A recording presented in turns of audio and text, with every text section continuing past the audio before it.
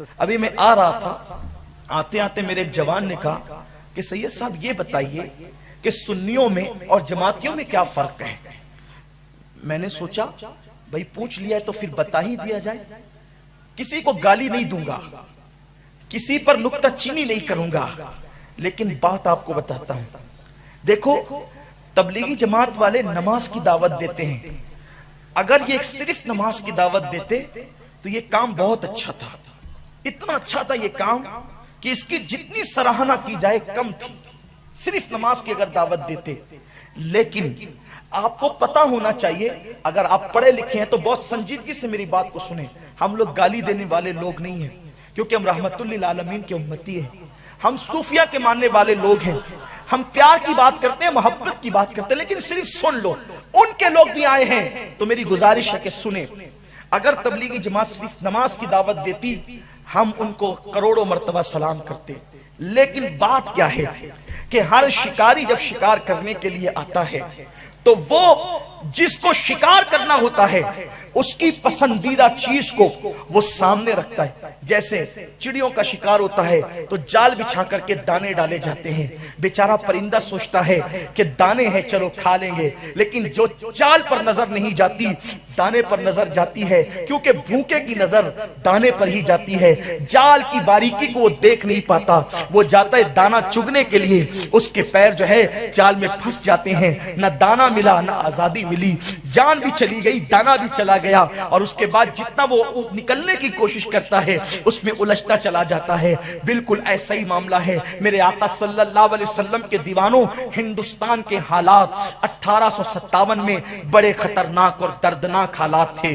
ہندوستان کے اندر انگریز آئے تو انہوں نے کہ لڑاؤ اور حکومت کرو کی پالیسی کے تحت اس ہندوستان کے اندر جو قدیم مسلک تھا جس کو اہل سنت و جماعت کہتے ہیں، یہی مسلک سب سے پرانا پوری دنیا میں ہے، اور ہندوستان کا بھی سب سے پرانا مسلک کون سا ہے؟ اہل سنت و جماعت۔ دیکھو اس کی آسان سی دلیل آپ کو دیتا ہوں، تبلیغی جماعت اور ان کی جماعت کے سارے لوگ اور چکڑالوی وغیرہ سب کے سب کہتے ہیں مزاروں پہ گنبد بنانا حرام ہے اور شرک ہے، ان لوگوں کا یہ کہنا ہے، وہ گنبد کو پسند نہیں کرتے، لیکن غریب نواز کا گنبد آج سے 700 سال پہلے بھی موجود تھا۔ اس سے پتا چلا کہ ہندوستان میں 700 سال پہلے کا مسلمان گنبد بنانے پر یقین رکھتا تھا اور گنبد بنانے کو جائز رکھتا تھا۔ پتا چلا اگر اس دور کے اندر گنبد بنانے کے منکر ہوتے تو غریب نواز کا گنبد کبھی بنانے نہیں دیتے۔ تو 700 سال پہلے کا مسلمان گنبد بنانے کو جائز مانتا تھا، اسی لیے غریب نواز کا گنبد بھی ہے، حضرت محبوب الہی کا گنبد بھی ہے، بختیار کاکی کا گنبد بھی ہے، مخدوم اشرف جہانگیر سمنانی کا گنبد بھی ہے۔ اب آپ کہیں گے چلو ہندوستان کے لوگوں نے غلو کر لیا اس لیے گنبد بن گئے، تو کیا بغداد کے لوگ بھی گنبد کو ماننے والے تھے؟ تو دیکھو غوث پاک کا گنبد ہے، پتا چلا کہ غوث پاک کا گنبد بنانے والے بھی سب سنی تھے اور اس دور کے لوگ گنبد بنانے کو جائز سمجھتے تھے۔ غوث پاک کا گنبد آج سے 700-800 سال پہلے پرانا ہے۔ پتا چلا کہ غوث پاک کا گنبد بھی بنانے والے تھے تو بغداد میں بھی اسی عقیدے کے تھے جو عقیدہ تمہارا ہے۔ چلو بغداد والے بدعتی ہو گئے ہوں گے، لیکن گنبد خضرا آج جو ہے نبی کے مزار پر یہ آج خضرا ہے، اس دن ابیض تھا یعنی سفید تھا، پہلے وہ گنبد چاندی کا تھا، ابھی بھی جو گنبد اس پہ کلر ہے، ورنہ اصل میں وہ چاندی کا گنبد ہے۔ اب بتاؤ میرے آقا علیہ السلام کے دیوانوں، تو جو عقیدہ مدینے کے مسلمانوں کا تھا 100 صدیوں پہلے، جو عقیدہ بغداد کے مسلمانوں کا تھا صدیوں پہلے، جو عقیدہ اجمیر مقدس کے مسلمانوں کا تھا صدیوں پہلے، آج وہی عقیدہ ہمارا ہے۔ اب یہ 100 سال پہلے کی جماعت کہتی ہے کہ یہ حرام ہے، یہ شرک ہے، تو بولو سچا کون ہے؟ اب بتائیے مجھے، انہیں انگریزوں نے پیدا کیا، گالی نہیں دے رہا ہوں، اٹھا کر کے دیکھ لیا، انگریزوں نے پیدا کیا تقسیم کرنے کے لیے۔ اور آپ کو بتاؤں تبلیغی جماعت کے جو امیر مولوی الیاس کاندلوی صاحب، انہوں نے اپنے ملفوظات میں کہا، اٹھا کر کے دیکھیے ملفوظات الیاسیہ، کتاب بتانا اپنا کام ہے، لڑائی جھگڑے کی بات نہیں، صرف یہ بات کرنا چاہتا ہوں کہ دنیا کا یہ جو طوفان اور عذاب رک جائے، قوم سچائی پر آ جائے، لوگ دیوانگی پر آ جائے۔ ہاں مولوی الیاس کاندلوی صاحب اپنے ملفوظات میں کہتے ہیں کہ لوگوں کو اس بات کی غلط فہمی ہے کہ میں نے جو تبلیغی جماعت قائم کی ہے وہ صرف کلمے اور نماز کے لیے قائم کی ہے۔ وہ کہتے ہیں کہ ایسا نہیں ہے، میں نے جو تبلیغی جماعت قائم کیا اس کا مقصد یہ، دیکھو تبلیغی جماعت کا ممبر کچھ بھی کہے اس کی بات کا اعتماد نہیں کیا جا سکتا، ان کا امیر جو کہے گا اور جو کتاب میں لکھا ہے، لوگ کہتے ہیں نا بقا ہزاروں لکھا ایک، تو بقے پہ توجہ نہیں، جیسا ماحول دیکھا ویسی بات کر دی، لکھی ہوئی بات کہہ رہا ہوں۔ مولوی الیاس کاندھلوی صاحب کہتے ہیں کہ لوگ کہتے ہیں کہ میں نے کلمہ نماز کے لیے تنظیم تحریک شروع کی ہے، نہیں، کہا کہ میں نے تنظیم اس لیے شروع کی ہے تبلیغی جماعت کہ میں مولوی اشرف علی تھانوی صاحب کی تعلیمات کو عام کروں، طریقہ کار میرا ہو اور تعلیمات مولوی اشرف علی تھانوی صاحب کی ہو۔ یعنی تبلیغی جماعت کا مقصد، اللہ کے لیے تھوڑا سا سمجھ لو، حق واضح ہو جائے، اللہ کرے کسی پر گالیاں نہیں، تماشا نہیں، مذاق نہیں، کسی پر کرٹیسائز کرنا مقصد نہیں، اللہ جانتا ہے دلوں کا حال، صرف اس دنیا سے فتنے ختم ہو جائیں، اس دنیا کے برے حالات اچھائی میں تبدیل ہو جائے، لوگ حقیقت اور ایمان کی طرف آ جائیں۔ مولوی الیاس کاندھلوی صاحب نے کہا میں تو اشرف علی تھانوی صاحب کی تعلیمات کو عام کرنے کے لیے تبلیغی جماعت بنایا ہوں، بس اتنا چاہتا ہوں کہ طریقہ میرا ہو تبلیغ کا اور تعلیمات مولوی اشرف علی تھانوی صاحب کی ہو، اور اس کے لیے تعلیمات اشرفیہ کو، اشرف علی تھانوی کی تعلیم کو عام کرنے کے لیے نماز کا ٹائٹل سامنے رکھا گیا اور کلمے کا ٹائٹل، کیونکہ نماز سے مسلمانوں کو محبت تھی، مسلمانوں کی اکثریت بے نمازی ہو گئی تھی۔ اب ذرا جائزہ لیا جائے کہ مولوی اشرف علی تھانوی صاحب کی جو تعلیمات کو مولوی الیاس صاحب عام کرنا چاہتے ہیں وہ تعلیمات کیا ہے، آخر وہ کون سی قیمتی تعلیمات تھی جس کو عام کرنے کے لیے تبلیغ جماعت جیسی جماعت بنائی گئی اور فرنٹ پر نماز کو رکھا گیا۔ دیکھو سنیوں نے جہاں بات کی ڈنکے کی چوٹ پہ کی، ہم نے کوئی ٹائٹل سامنے نہیں رکھا، ہم نے جو اپنا مقصد تھا وہی سامنے رکھا۔ مولوی اشرف علی تھانوی صاحب کی تعلیمات کیا تھی، ان کی کتاب اٹھا کر کے دیکھے، لوگ کہتے ہیں بڑی قیمتی تھی، وہ قیمتی تعلیمات کیا تھی جس کے لیے تبلیغی جماعت بنی۔ مولوی اشرف علی تھانوی صاحب کی ایک کتاب ہے جس کا نام ہے حفظ الایمان۔ حفظ الایمان نام کی یہ کتاب آج بھی چھپتی ہے، دارالعلوم دیوبند، مکتبہ دیوبند سے بمبئی سے سہارنپور سے آج بھی یہ کتاب چھپتی ہے، چھوٹا سا کتابچہ ہے حفظ الایمان۔ اس حفظ الایمان کے اندر لکھا ہوا ہے کہ جتنا علم و نبی کو تھا، توجہ، کون سی تعلیم کو عام کرنے کے لیے تبلیغی جماعت بنی تھی، اس میں لکھا ہے وہ تعلیمات کے اندر، حفظ الایمان کے اندر، جتنا علم و نبی کو تھا اتنا علم تو پاگلوں کو بھی ہوتا ہے، اتنا علم تو بچوں کو بھی ہوتا ہے، اتنا علم تو جانوروں کو بھی ہوتا ہے۔ یہ تعلیمات تھی اور تبلیغی جماعت یہی تعلیمات کو عام کر رہی ہے۔ وہ جلسوں میں کھل کے نہیں کہتے، اس لیے کہ پردے کے پیچھے کچھ اور ہے اور ٹائٹل کچھ اور ہے۔ جیسے شیعوں کے یہاں اہل بیت کی محبت کا ٹائٹل ہے، پیچھے صحابہ کی گستاخی ہے۔ قادیانیوں کے یہاں ایجوکیشن کا ٹائٹل ہے، پیچھے ختم نبوت کا انکار ہے۔ اسی طریقے سے غیر مقلدوں کے یہاں سامنے صحابہ کی عظمت کا ٹائٹل ہے، پیچھے نبی کی عظمت کا انکار ہے۔ ایسے ہی ہر ایک کے یہاں پس پردہ کچھ ہوتا ہے، لیکن جب انسان نیا ہوتا ہے، نماز روزہ نماز روزہ نماز روزہ۔ ایک بات میں آپ کے سامنے کہنا چاہتا ہوں، اگر تبلیغی جماعت صرف نماز سکھاتی ہے تو 40 دن کی جماعت سے واپس آنے کے بعد آدمی نبی پر کھڑے ہو کے سلام پڑھنے کا انکار کیوں کرتا ہے؟ جب وہاں صرف نماز ہی سکھائی گئی ہے تو سلام کا انکار وہ کیوں کرنے لگا؟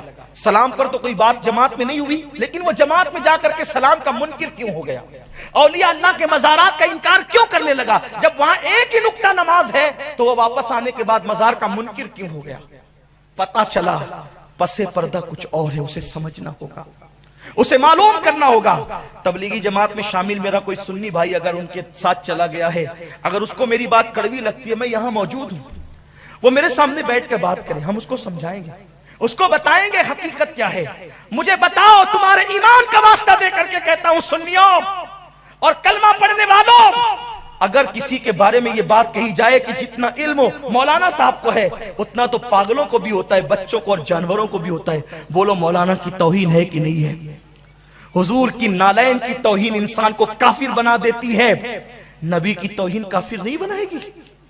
لوگ کہتے ہیں کہ مولانا یہ کافر وہ کافر وہ کافر، آپ لوگ سب کو کافر کہتے ہیں، مسلمان کون ہے؟ ہم کہتے ہیں ہم کافر نہیں کہتے، قرآن نے جن کو کافر کہا ہم ان کو کافر کہتے ہیں، اور ان کو کافر کہنا ہمارے لیے فرض ہے۔ ہمیں وہ پالیسی نہیں چاہیے کہ باغ بھی خوش رہے، راضی رہے، سیاح بھی، کوئی ناراض ہوتا ہے کروڑوں مرتبہ ناراض ہو جائے، ہمیں اللہ کی رضا چاہیے۔ جو نبی کا گستاخ ہے وہ کافر ہے، کافر ہے، کافر ہے۔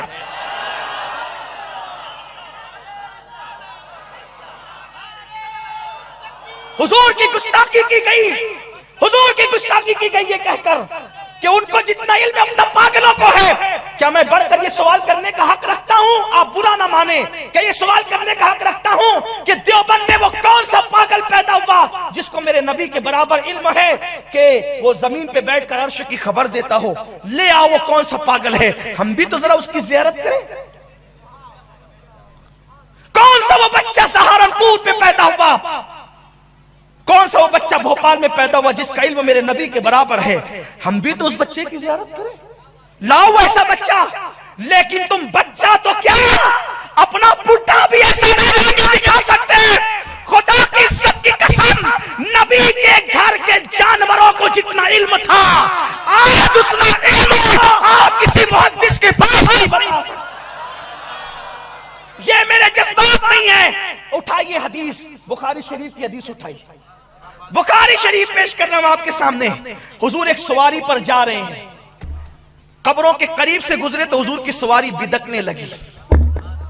ये बुखारी में है कि नहीं? बुखारी शरीफ में है। हुजूर की सवारी बिदकने लगी। सहाबा की सवारी नहीं बिदकी, सहाबा भी सवारी पर थे, हुजूर भी सवारी पर थे। देखो नबी की दीवानगी से ऐसी बातें आती है ना, जब तक दीवाने नहीं बनोगे कुछ भी कर लो, कुछ होने वाला नहीं। डॉक्टर इकबाल ने कहा, हो ना ये फूल तो बुलबुल का तरन्नुम भी ना हो, चमने दहर में कलियों का तबस्सुम भी ना हो ना साकी तो फिर मैं भी ना हो, खुम भी ना हो। खैमा अफलाक का इस्तादा इसी नाम से है, बस में हस्ती तब शामादा इसी नाम से है। कुव्वत इश्क से हर पस्त को बाला कर दे, कुव्वत इश्क से, इश्क की कुव्वत से हर पस्त को बाला कर दे। दहर में इसमें मोहम्मद से उजाला कर दे कि मोहम्मद से वफा तूने तो हम तेरे हैं, ये जहां चीज है क्या लौह कलम तेरे हैं। हुजूर के इश्क से ऊपर जाओगे, हुजूर का इश्क बिलाल को काबे की छत पे खड़ा करता है, और हुजूर की दुश्मनी सगे चचा अबू लहब को जहन्नम का ईंधन बना देता है। याद रखना, इसलिए इश्क की तरफ आओ, दीवानगी की तरफ आओ।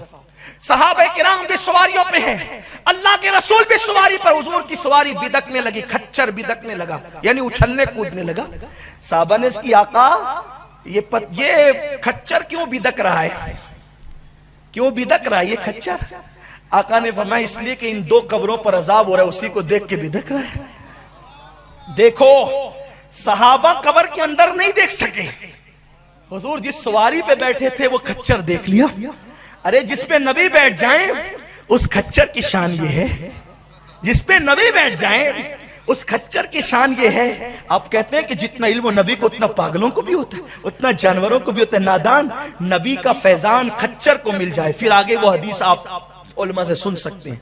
दूसरी रिवायत सीरत में कसरत के साथ है, दूसरी रिवायत सीरत में कसरत के साथ है। हुजूर जब मक्का शरीफ छोड़ के मदीने मुनव्वरा आए, हुजूर मदीने तैयबा आए, कोई कहता था हुजूर मेरे घर मेहमान है, कोई कहता था मेरे घर, कोई कहता था मेरे घर। हुजूर ने कहा नकेल छोड़ दो, हुजूर ने कहा नकेल छोड़ दो, इससे कोई इनकार कर सकता है? सीरत में सब बयान करते हैं, लेकिन सीरत में बयान करके भी ये कि नबी का इल्म पागलों और जानवरों की तरह था। अस्तगफिरुल्लाह। उनका वो क्या मुंह दिखाएंगे अल्लाह की बारगाह में, क्या मुंह दिखाएंगे, क्या मुंह लेकर जाएंगे? मरना है ना, झूठ बोलते हो, लोगों को गुमराह करते हो, और लोग भी इतने नादान हो चुके, कहते हैं मौलाना लड़ाई की बात मत करो। अपनी मां को कोई गाली दे, अपनी मां को कोई गाली दे, शरीफ से शरीफ आदमी लड़ने के लिए तैयार होता है। मेरी मां को गाली दी है, मौलाना पीछे रहिए, मेरी मां को गाली दी है। तबलीगी जमात वालों ने मेरे नबी की मां को गाली दी। हाँ, गलत हवाला पढ़ूं, आप मेरी जबान काट ले, बेलूर से जाने मत दे। उठा करके देखो, मौलवी इलियास कांदलवी अमीर तबलीगी जमात के पीरो मुर्शिद, पीर मुर्शिद क्या कहूं उसको, पीर उसका जिसका नाम रशीद अहमद गंगोही था। मौलवी इलियास कांदलवी साहब के पीर मौलवी रशीद अहमद गंगोही अपनी किताब फतावा रशीदिया में लिखते हैं कि नबी के माँ बाप काफिर थे। मैं समझता हूं कि किसी को काफिर की गाली देना, काफिर की गाली, ये तमाम गालियों में सबसे बड़ी गाली है। इससे बड़ी गाली दुनिया में कोई हो नहीं सकती किसी के लिए, यानी और वो भी किसको? नबी के माँ बाप को काफिर कहा। बस आपसे इतना इंसाफ चाहता हूं کہ جو لوگ یہ چاہتے ہیں کہ تبلیغی جماعت اور اہل سنت و جماعت میں فرق کیا ہے، تو دیکھیے وہاں پہ نبی کے ماں باپ کو کافر کہا گیا ہے. اور کون سے ماں باپ؟ جن کی قسم اللہ نے قرآن میں یاد فرمائی، جن کی قسم اللہ نے قرآن میں یاد فرمائی. قرآن کہتا ہے لا اقسم بہذا البلد وانت حل بہذا البلد ووالد وما ولد. اللہ فرماتا ہے حبیب جس شہر میں تم چلتے پھرتے ہو اس شہر پاک کی قسم اور بیٹے کی قسم اور والد کی قسم. اس سلسلے میں امام فخر الدین رازی کہتے ہیں یہاں والد سے مراد پہلے تو حضرت ابراہیم علیہ السلام ہے، اور نیچے ابراہیم سے لے کر حضرت عبداللہ تک جتنے حضور کے آبا آتے ہیں ان سب کی قسم اللہ نے قرآن میں یاد فرمائی. اب آپ مجھے بتائیں جس عبداللہ کی قسم اللہ قرآن میں یاد فرمائے اس حضرت عبداللہ کو کافر کہا جا رہا ہے. اور وہ آمنہ خاتون، کون سی آمنہ؟ جب سیدہ آمنہ کا وصال ہو گیا، بعد وصال حضور نے پھر ہجرت بھی کی. ہجرت کرنے کے بعد ایک دن ایسا آیا کہ اللہ کے حبیب مسجد نبوی شریف کے کونے میں بیٹھ کر رو رہے ہیں. آقا کی آنکھوں میں آنسو ہے، سرکار رو رہے ہیں. دیکھو آمنہ کون ہے، حضرت آمنہ کا مقام کیا ہے جس کو تبلیغی جماعت کے امیر کے پیر نے کافر کہا ہے. اور مولوی اسماعیل کاندھلوی کا بھی عقیدہ یہی تھا کہ حضور کے ماں باپ کافر ہیں. اور بلکہ رشید احمد گنگوئی صاحب فتاوی رشیدیہ میں یہ بھی کہتے ہیں کہ اللہ جھوٹ بول سکتا ہے.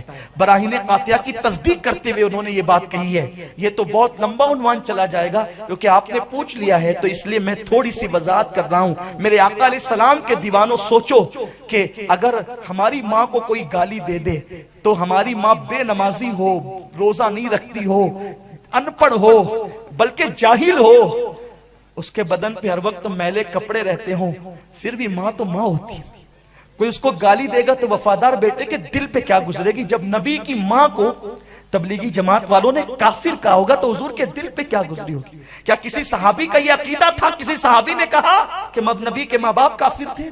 بتاؤ اگر کسی صحابی نے کہا ہو تو نبی کی وہ مقدس ماں اللہ کے حبیب صلی اللہ علیہ وآلہ وسلم مسجد نبوی شریف میں بیٹھ کر رو رہے ہیں. حضور کی آنکھوں میں آنسو ہے. صحابہ نے دیکھا، حضور کے قریب گئے اور پوچھا یا رسول اللہ رونے کا وقت نہیں، حضور کیوں رو رہے ہیں؟ حضور کیوں رونے کی بات کیا ہے؟ حضور کا گھر وہ گھر تھا جس گھر میں کسی چیز کی کمی نہیں تھی. ہر چیز میرے نبی کے گھر میں موجود تھی. جس کے در سے جنت بڑھتی ہو اس گھر میں کیا کمی ہو سکتی ہے؟ آسماں خان، زمین خان، زمانہ مہمان، صاحب خانہ لقب کس کا ہے تیرا تیرا. میرے کریم سے گر قطرہ کسی نے مانگا، دریا بہا دیے ہیں، دربے بہا دیے ہیں. اللہ کے حبیب رو رہے ہیں. صحابہ نے پوچھا حضور کیوں رو رہے ہیں؟ تو میرے آقا فرماتے ہیں آج مجھے میری امی حضرت آمنہ خاتون کی یاد آ گئی ہے. جس کو تبلیغی جماعت کے لوگ کافر کہہ رہے ہیں اس ماں کو یاد کر کے میرے نبی رو رہے ہیں. جب صحابہ نے سنا نا کہ آج مجھے میری امی حضرت آمنہ کی یاد آ گئی، صحابہ بھی رونے لگے. اس لیے کہ صحابہ کو نبی کی تکلیف اپنی تکلیف سے زیادہ گرا تھی اور حضور کی خوشیاں اپنی خوشیوں سے زیادہ عزیز تھی. صحابہ بھی رونے لگے. جب روتے روتے میرے نبی کو افاقہ ہوا تو اس وقت میرے نبی نے فرمایا اے میرے صحابہ آج میری امی حضرت آمنہ حیات ہوتی تو کیا ہوتا؟ صحابہ نے عرض کی حضور کیا ہوتا؟ سرکار فرماتے ہیں میں تم لوگوں کو نماز پڑھا رہا ہوتا اور اس وقت میری امی مجھے کہتی اے محمد میرے بیٹے ادھر آؤ، تو میں نماز چھوڑ کر لبیک کہتے ہوئے اپنی ماں کی بارگاہ میں پہنچ جاتا. جس کی آواز پر لبیک کہتے ہوئے حضور نماز چھوڑ کر جانے کی بات کرے، اس نبی کی ماں کو ان لوگوں نے کافر کہا ہے. اور پھر کہتے ہیں کافر کو بھی کافر مت کہو. اس کا مطلب یہ ہے کہ ابو جہل کافر ہے اس کو کافر مت کہو، ابو لہب کافر ہے اس کو کافر مت کہو. تبلیغی جماعت والوں بتاؤ آخر کون سی مجبوری آ گئی تھی؟ آپ کے مسلک میں تو ابو لہب ابو جہل کو کافر کہنا بھی منع ہے. کون سی مجبوری آ گئی تھی کہ تم نے میری نبی کی ماں کو کافر لکھا؟ کہیں انگریزوں کا اشارہ تو نہ تھا؟ اس لیے کہ ان کی پالیسی تھی لڑاؤ اور حکومت کرو. اور پھر اس جماعت نے ہندوستان کے اندر اہل سنت کے ٹکڑے ٹکڑے کر دیے، مسلمانوں کے اتحاد کو پارا پارا کر دیا. اور مولوی الیاس کاندھلوی نے جو بات کہی نا، جس کو علی میاں ندوی نے لکھا ہے کہ میں نے تو تبلیغی جماعت اس لیے بنائی ہے کہ تعلیمات مولوی اشرف علی تھانوی کی ہو اور طریقہ کار میرا ہو، تو وہ اشرف علی تھانوی صاحب کو ہر مہینہ انگریزی حکومت کی طرف سے 600 روپیہ 650 روپیہ مہینے دیا جاتا تھا۔ جس کو دیکھنا ہو مکالمت الصدرین اٹھا کر کے دیکھ لے، مکالمت الصدرین میں لکھا ہے مولوی اشرف علی تھانوی صاحب کو 650 روپیہ مہینہ انگریزی حکومت دیتی تھی۔ آپ سے پوچھنا چاہتا ہوں کہ انگریزی حکومت کس چیز کا یہ وظیفہ دیتی تھی؟ یہ سوال ہے جس کا جواب نہ علماء دیوبند اور نہ تبلیغی جماعت قیامت تک کے لیے نہیں دے سکتے۔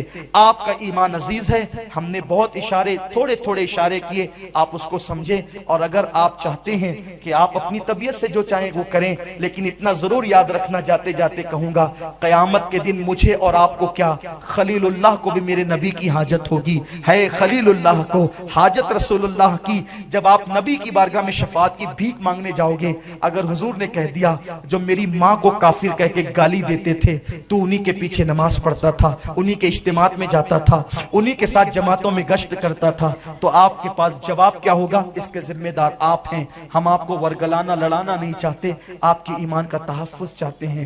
اگر آپ کو ایمان عزیز ہے، نکلیے اس گندگی سے اور اس طرف آئیے جو غریب نواز کی تعلیم ہے، محبوب الہی کی تعلیم ہے، حضرت مخدوم اشرف جہانگیر سمنانی کی تعلیم ہے، اور 14ویں صدی میں جو تعلیمات امام احمد رضا محدث بریلوی نے پیش کی ہے، ان تعلیمات کی طرف آؤ۔ یہ تو سراپا عشق عشق عشق ہی ہے، بلکہ دونوں میں فرق واضح یہ ملے گا، وہاں نبی پہ اعتراضات ملیں گے، یہاں نبی کی طرف سے نبی پر جو اعتراضات کیے گئے ہیں ان اعتراضات کے جوابات ملیں گے۔ وہاں یہ ملے گا آپ کو فرق، یہ وہاں یہ ملے گا نبی مر کر مٹی میں مل گئے، یہاں یہ جواب ملے گا تو زندہ ہے واللہ، تو زندہ ہے واللہ، میرے چشم عالم سے چھپ جانے والے۔ وہاں یہ اعتراض ملے گا نبی کو علم کتنا ہے، یہاں یہ جواب ملے گا اور کوئی غیب کیا تم سے نہا ہو بھلا، جب نہ خدا ہی چھپا تم پہ کروڑوں درود۔ وہاں یہ اعتراض ملے گا کہ نبی کا خیال اگر نماز میں آئے تو نماز کا حال کیا ہوتا ہے، یہاں یہ جواب ملے گا مولا علی نے واری تیری نیند پر نماز، وہ بھی اثر جو سب سے اعلیٰ خطا کی ہے، صدیق بلکہ گاؤں میں جا ان پہ دے چکے، اور حفظ جان تو جان فروز و گرہ کی ہے، اور تو نے ان کو جان انہیں پھیر دی نماز پر، وہ تو کر چکے تھے جو کرنی بشر کی ہے، اور تو نماز کی بات کرتا ہے۔ میرے امام نے کہا ثابت ہوا کہ جملہ فرائض فروض ہیں، صرف نماز ہی نہیں بلکہ جملہ فرائض، ثابت ہوا کہ جملہ فرائض فروض ہیں، اصل الاصول بندگی استاجور کی۔